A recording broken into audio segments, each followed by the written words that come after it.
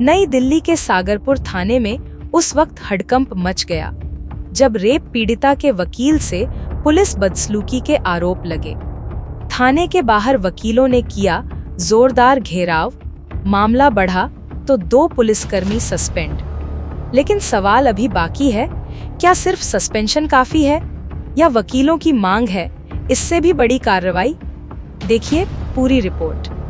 जो एक्शन लिया है वो पूरा इलाज पूरा नहीं किया है। जिस तरीके से उन्होंने बदतमीजी की है उसके लिए सिर्फ इतना सा लाइन हाजिर कर देना और एक को सस्पेंड कर देना, ये नहीं। सस्पेंशन सभी का बनता था और इससे इतने से सिर्फ जो ऑर्डर जिस तरीके से आया डीसीपी साहब का, मैं और लीगल फ्रेटर्निटी में रोष है इस चीज को लेकर के। लोग सेटिस्फाई नहीं है इस चीज से।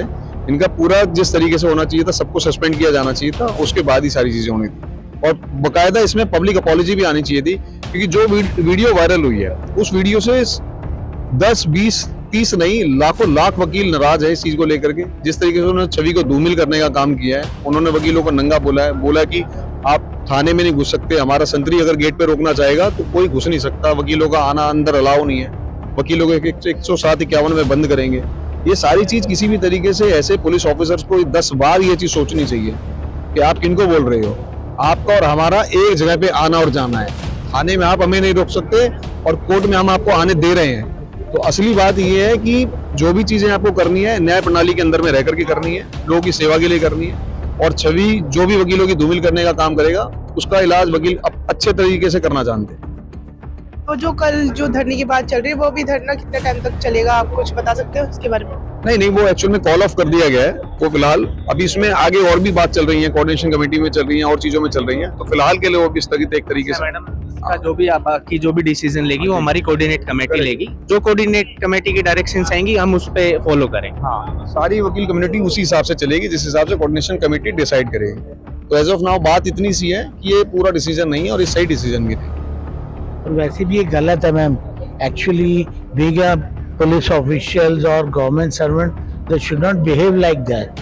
वो कहीं कुछ भी बोलते हैं, कोई भी विक्टिम आएगा और जैसा कि पता चला she was a rape victim, so how did they to कितना उनको डिमेज किया इस तरह। It's not accepted from such police official. तो अभी तो हो सकता है आगे और भी कुछ हो। अभी तो whatever our coordinate committee has taken the drastic action, it's not enough for that. और भी होना चाहिए, फिर इससे तो फिर लॉ जैसी कोई चीज ही नहीं रह जाएगी। ठीक है, वो थाने में अपनी दादागिरी दिखा रहे, वो भी तो यहाँ आते, उनके साथ ऐसा किया जाना लगेगा तो कैसे चलेगा?